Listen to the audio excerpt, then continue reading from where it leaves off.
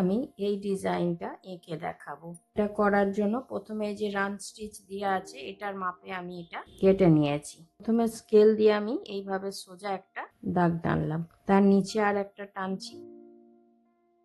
এরপর এটাকে এইখানে ঠিক মধ্যেখানে এইভাবে বসিয়ে দিলাম। এগুলো কেটে নিলে এটাই সুবিধা হবে যে সবগুলো এগুলো মোটামুটি একরকমই হবে, এক সাইজের। এর ভেতর ভেতর আমি আরো একটা করে লাইন দিচ্ছি। এখানে 3টে লাইন দেওয়া ছিল ডিজাইনটাতে। তারপর আবার একটা লাইন দিচ্ছি।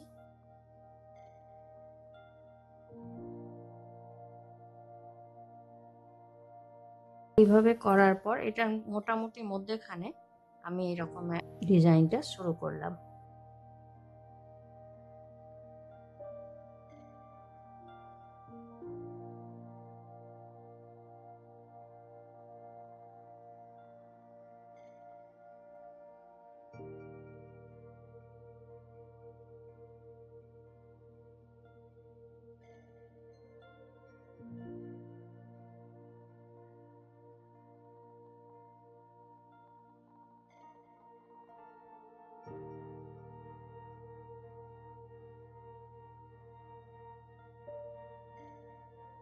এই দুটো দেওয়ার পর এইখানে জায়গাটা একটু বেশি আছে, এই জন্য এটা একটু বড় করে দিয়ে দিচ্ছি।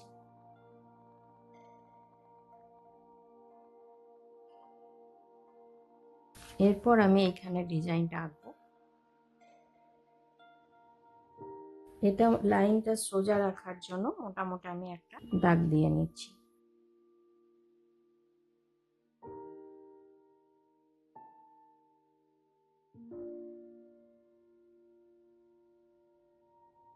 এইখানে এই ডিজাইনটাতে 1 2 3 4 5 6 7 8 9 10টা ঘর আছে। 1 2 3 4 5 6 7 8। এটা ছেড়ে দিয়ে এবার এখানে এই সাইডে একটা দেব, এই সাইডে একটা দেব, আবার পরের ঘরটা ছেড়ে দিয়ে এইখানে দেব। পরপর 1 2 3 4 5 6 7টা আছে। 2 3 4 5